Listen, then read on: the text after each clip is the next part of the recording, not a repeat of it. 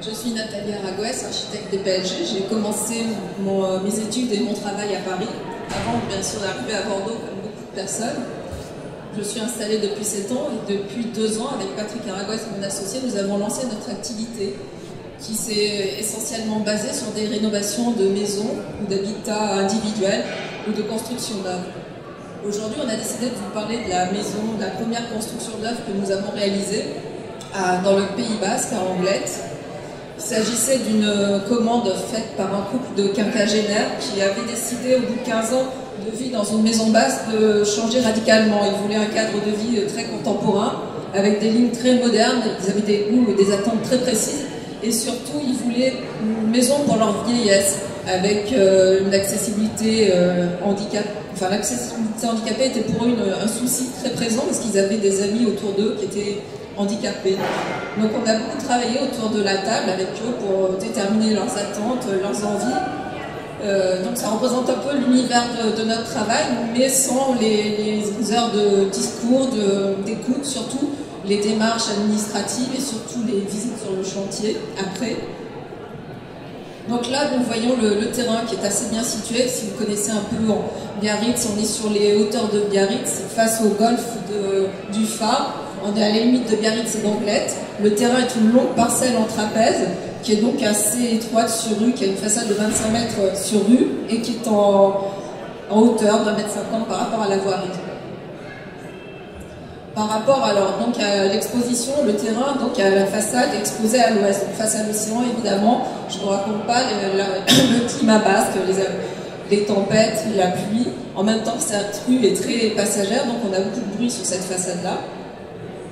La courbe du soleil donc baigne le terrain sur toute sa longueur, donc ça c'est assez intéressant.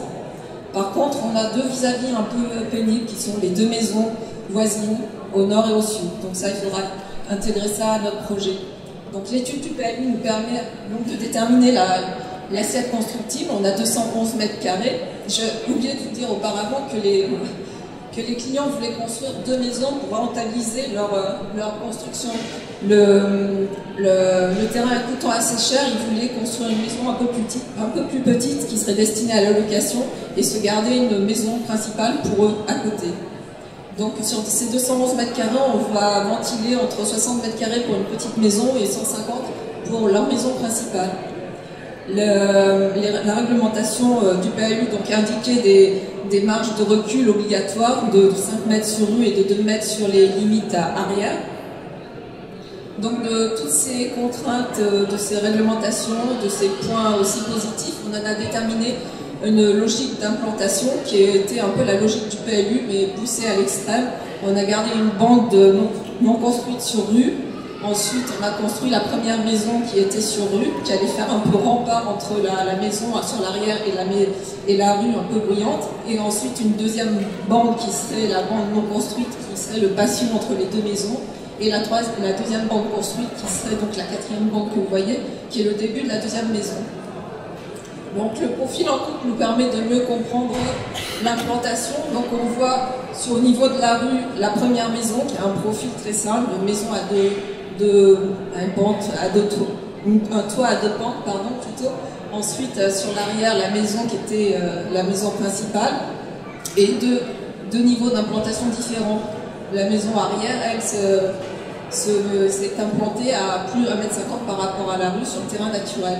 La façade sud qui permet de voir donc, des façades largement ouvertes pour bénéficier du soleil, tout en étant protégées par les hauts vents et par des stores sur les autres façades.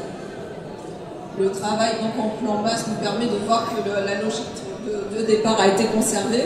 On l'a un peu plus travaillé et pour avoir des identités pour des jardins complètement différents. Le premier jardin sur rue, qui est le jardin de la petite maison, le patio entre les deux maisons qui va être un patio plutôt minéral, et ensuite le jardin ludique avec la piscine. Là, donc en axonométrie, on comprend mieux le volume et les décalages. On voit tout de suite cette maison qui fait donc l'écran entre la rue et la maison arrière qu'on ne devine pas de la rue. En plan, donc, on comprend comment sont coordonnés les accès des deux maisons. Donc pour optimiser l'ensemble, on a fait une seule entrée piétons et voitures pour les deux maisons, qui est donc au nord du terrain. La première petite maison, elle, est très simplement implantée avec l'espace de vie au sud, le garage au nord. La deuxième maison, donc, c'est normal. la deuxième maison, elle est donc accessible par une rampe piétonne qui se développe sur les deux premières trams que nous avions mis en place au départ. Et on pénètre entre le volume de la cuisine, du cellier et du bureau, qui donc un peu les espaces servants au nord, qui n'ont pas de vue et qui protègent la maison du nord. Au sud, on a la suite parentale. Et dans l'axe de l'entrée, on a le grand volume du séjour. Le plan d'étage, qui est assez simple, puisqu'on a des deux chambres assez réduites pour la maison principale, parce que ce sont les chambres d'invités. Là, un petit clin d'œil au chantier. Donc, ça a été un chantier qui s'est fait en 10 mois pour la première maison, et la maison deuxième ligne s'est terminée 6 mois après, donc 16 mois en tout. Là, la vue de la rue de Mourtic, donc on voit la première maison qui est donc en front en première ligne. Là, on pénètre donc par l'accès, la rampe qui accède à la deuxième maison. Une vue cadrée sur l'entrée, où là on a la baie de la cuisine qui est un peu le lien visuel avec l'entrée. La pergola qui protège donc les visiteurs lors de leur arrivée. Donc là on voit le volume à droite, non à gauche, excusez-moi, de la cuisine, et après dans l'enfilade au nord on a le cellier et un bureau. Dans l'axe le séjour, et toute la partie droite est l'espace sud-parental.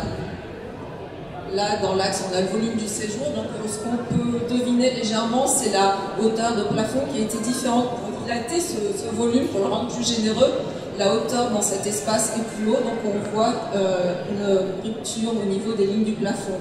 On est à 3 mètres de haut dans cet espace-là, plus généreux, et ce qui nous a permis en même temps d'avoir des débords au vent qui allaient plus loin sans avoir un effet d'écrasement et de perdre de la lumière en même temps. On devine la piscine au sud.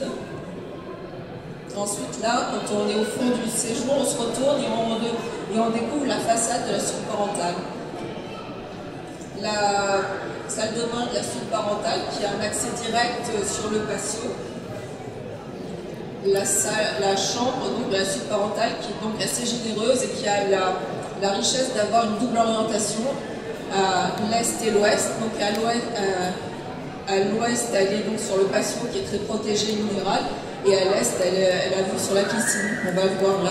Maintenant, un petit tour dans le patio. Maintenant, là, on découvre la vue à l'est sur la piscine.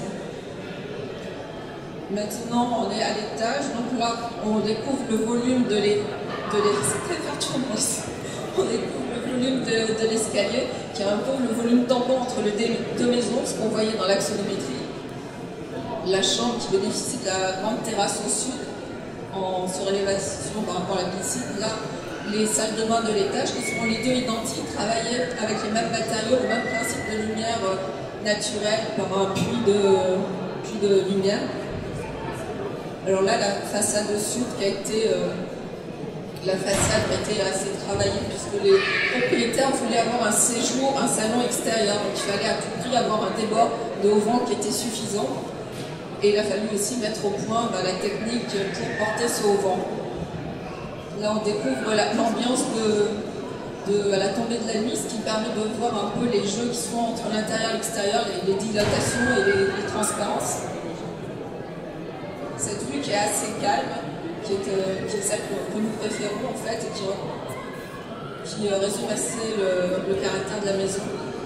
Et le soir, cette maison qui se transforme un peu comme une lanterne dans le jardin, qui est un jardin assez calme et serein puisqu'il est à l'abri des bruits.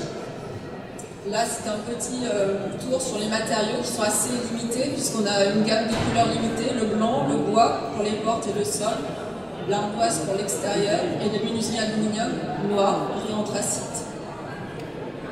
Et là, la cerise sur le gâteau, qui est la piscine, qui est assez merveilleuse avec ses pattes de verre, qui, avec les cieux très changeants du Pays Basque, changent de couleur très très souvent et est assez magnifique.